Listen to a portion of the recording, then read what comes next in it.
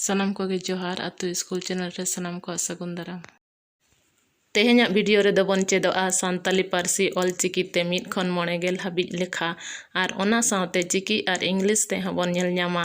चलो तबे वीडियो बन एतहब कागे।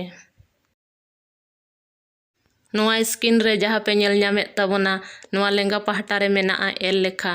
एल माने दो संख्या मिद बार पे पुन मोड़े तुरुई नोआ दो एल लेखा को मेताहा।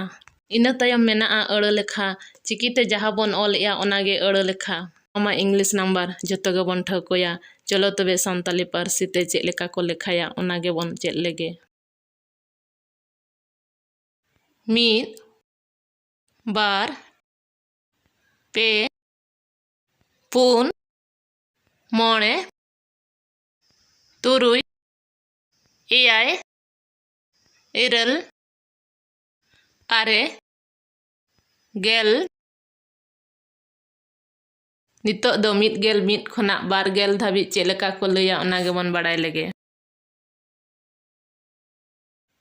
गे मिद गे बार गे पे गे पुन गे मोड़ गे तुर गे आय गेरल गे आर बागे। नितो दो बारगेल मिद खना पेगेल धाबी बन लेखाया। बागे मिद बागे बार बागे पे बागे पुन बागे मोड़ बागे तुर बागे आय बागे रल बागे आर पेगे। पेगेल मिद खना पुनगेल हाबिज बन लेखाया।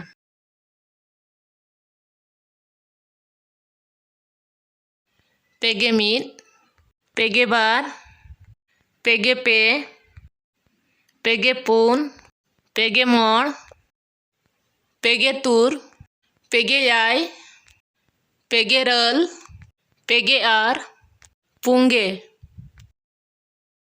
नितो दो पुनगेल मिद खना 9 धाबिज बन लेखाया। पुंगे मिद पुंगे बार पुंगे पे पुंगे पुन पुंगे मोड़ पुंगे तुर पुंगे आय पुंगे रल पुंगे आर मोंगे।